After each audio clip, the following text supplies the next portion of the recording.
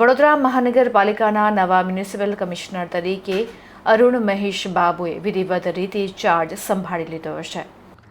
નવા મ્યુનિસિપલ કમિશનરે વિધિવત રીતે ખંડેરાવ માર્કેટ સ્થિત મ્યુનિસિપલ કોર્પોરેશનની કચેરીએ ચાર્જ સંભાળી લીધો છે. ત્યારે પૂર્વ મ્યુનિસિપલ કમિશનર દિલીપ રાણાએ તથા પાલિકાના અધિકારીઓ દ્વારા ફૂલોનું બુકે આપીને આવકાર સાથે તેમનું સ્વાગત કર્યું હતું. આ પ્રસંગે નવા મ્યુનિસિપલ કમિશનર અરુણ મહેશ બાબુએ મીડિયા સાથેની વાતચીતમાં જણાવ્યું હતું કે અગાઉ મ્યુનિસિપલ કમિશનર તરીકે દિલીપ રાણાએ 2 વર્ષમાં જે કામગીરી કરી છે તે ખૂબ સરાહનીય છે તથા જે કામગીરી ચાલી રહી છે તેને સમજીને વેગ આપવાનું કામ કરીશું. વિશ્વામિત્રી પ્રોજેક્ટની 40% કામગીરી પૂર્ણ થઈ છે અને જે 60% કામગીરી બાકી છે તેને ચોમાસા પહેલા પૂર્ણ કરીશું. સાથે જ શહેરમાં જે હેરિટેજ ઇમારતોના સમારકામ જાળવણીની કામગીરી છે તેના માટે ઇજનેરો, વરિષ્ઠ નાગરિકો, બુદ્ધિજીવીઓ તેમજ આર્કિયોલોજી વિભાગ સાથે ચર્ચા અને તેમની સલાહ મુજબ રિસ્ટોરેશનની કામગીરી કરી હેરિટેજ ઇમારતોને ફરીથી તેના જૂના અવતારમાં લાવવાનો પ્રયાસ કરીશું.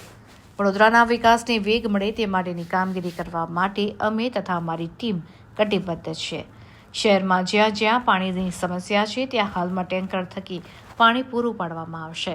તેઓએ વધુમાં જણાવ્યું હતું કે મને અહીંની ભૌગોલિક સ્થિતિ, પાણીની લાઇન વગેરેનો અભ્યાસ કરવા 10 દિવસ લાગશે, પરંતુ વડોદરાને વિકાસની ઊંચાઈએ લઈ જવા હું મારું બેસ્ટ આપવા માટે પ્રયાસ કરીશ, જેથી વડોદરા શહેર અન્ય શહેરો અમદાવાદ અને સુરતની તુલનામાં આગળ આવે તેવા તમામ પ્રયાસો કરીશું. સૌપ્રથમ વડોદરાના નિવાસીઓ, વડોદરાના જનતા અને વડોદરાના મીડિયા સમક્ષ હું આજે ચાર્જ લીધા છે. વડોદરા સિટીમાં પહેલી વખત મારા અહીંયા ચાર્જ લેવાનું મોકો મળ્યું છે અને વડોદરા જિલ્લાની સાઈડમાં પણ, કારણ કે એના પહેલાં જ હું નોર્થ ગુજરાત અને સૌરાષ્ટ્રમાં કામ કરીને આવ્યા છે. આજે આ ચાર્જ વીએમસીમાં સાંભળ્યું છે અને આઉટગોઈંગ કમિશનર શ્રી દિલીપ રાણા સરને પણ હું બેસ્ટ વિશેસ પાઠવું છું અને જેટલા દિવસની આજે 2 વર્ષની જે કામગીરી કરેલા છે એમને ટીમ દ્વારા એને પણ આભાર માનીને અભિનંદન પાઠવીને અહીંયા ચાર્જ લઈ રહ્યા છે. આજે વડોદરા સિટી અને મહાનગર પાલિકાનું કમિશનર તરીકે હું ચાર્જ સંભાળી રહ્યા છું. ત્યારે હું એક જ કહેવા માગું છું કે જે પણ કામ અત્યાર સુધી થયેલા છે વડોદરા મહાનગરમાં, આ કામને પણ પહેલાં ટીમ દ્વારા હું બધું બ્રીફિંગ લઈને આ કામને આગળ વધારવા માટે હું પ્રયત્ન કરીશ અને વડોદરાના જનતા માટે જેટલું સંવેદનશીલ કામ થઈ શકે આ બધાનું કરવા માટે હું પ્રયત્નશીલ છું. અને જે નેશનલ લીડરશિપ અને સ્ટેટ લીડરશિપની જે વિઝન છે જે ગુજરાત માટે અને વડોદરા માટે, એ વિઝન સાથે જ અમે જોડીને આગળ વધવા માંગીએ છીએ. વડોદરા સિટી કલ્ચરલ કેપિટલ કહેવાય છે અને ઘણું બધું હું વડોદરા બાબતમાં સાંભળ્યું પણ છે.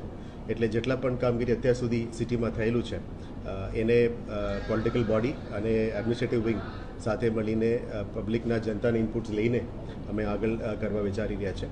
ખાસ કરીને જે વિશ્વામિત્રી પ્રોજેક્ટની કામગીરી શરૂઆત લગભગ 40% પૂરું કરવામાં આવ્યું છે એવું મને બ્રીફિંગ મળ્યું છે.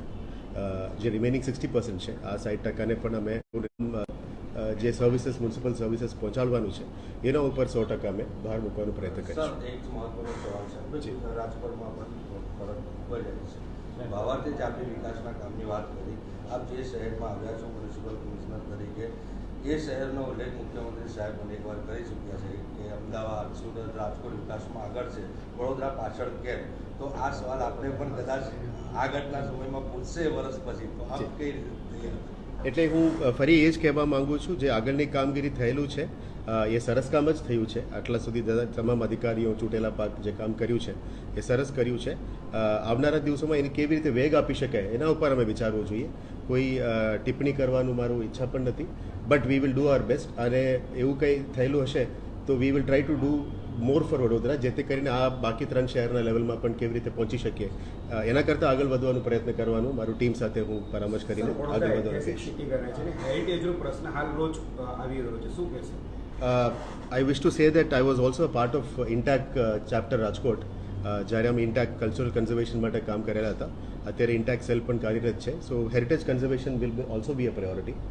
એટલે જેટલા પ્રામાણિક અને હેરિટેજ વેલ્યુવાળો ઇમારતો હશે વર્કઆઉટ કરીશું. આર્કિયોલોજીકલ સર્વે અને જે આર્કિટેક્ટ્સ છે આના ઉપર કામ કરી રહ્યા છે, સિટી એન્જિનિયર્સ હશે, એના સંપર્ક કરીને એન્ડ બેસ્ટ ઇનપુટ્સ જે સિટીના ભણેલા જણેલા જે ઇનપુટ્સ છે સિટીના પણ અને એક્સટર્નલ કન્સલ્ટન્સીસ બધાની ઇનપુટ્સ લઈને કેવી રીતે એને રિસ્ટોર કરી શકાય અને એનું ગ્લોરી પાછા લાવી શકાય એના ઉપર અમે ચોક્કસ કામ કરીશું. સર, શહેરમાં પાણીનો કકળાટ છે અને રોજે કોઈ જગ્યાએ માટલા ફૂટે છે કે પાણી ના પહોંચવું તો એને પહોંચી વળવા કોઈ અલગથી સ્ટ્રેટેજી? આઈ જસ્ટ હર્ડ કે 2-3 જગ્યામાં પણ પાણીનું ટેન્કર ચલાવવાનું અત્યારે પ્રયત્ન ચાલી રહ્યા છે.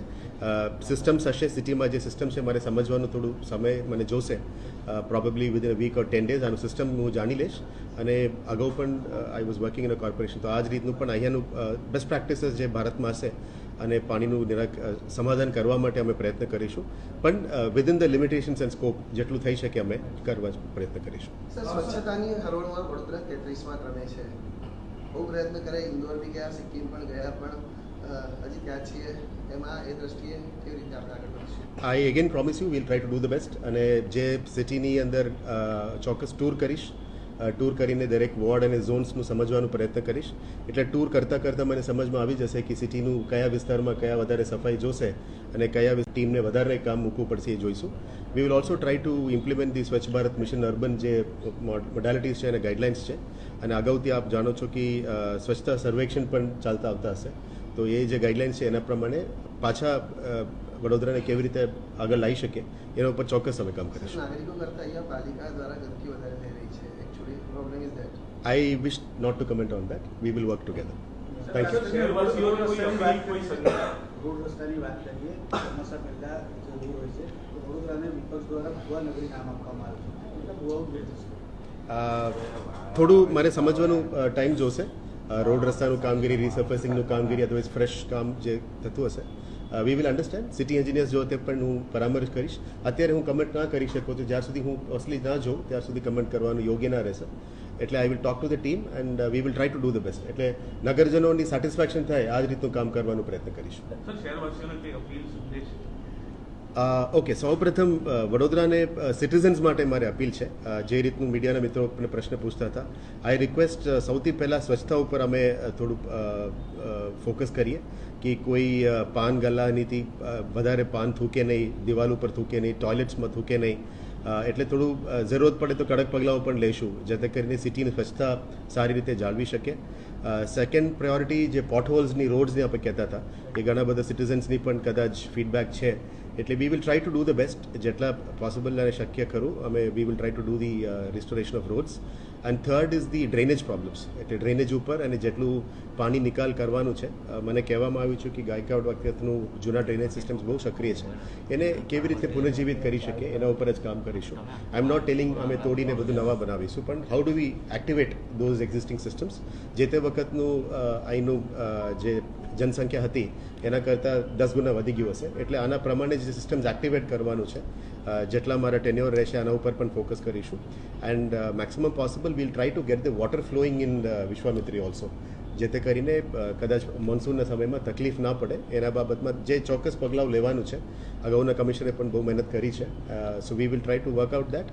એન્ડ આપ તમામ મીડિયા મિત્રોને પણ અપીલ કરું છું કે અમે સાથ આપજો, જેથી કરીને અમે સાથે મળીને વડોદરાને જનતાને સાથે રાખીને એમની માન સન્માન આપીને એમની જે ઇનપુટ્સને ધ્યાને લઈને અમે આગળ કામગીરી કરવાનો હું પ્રયત્ન કરીશ. આપ લોકોનું પણ સપોર્ટ માટે બહુ બહુ ધન્યવાદ. Thank you.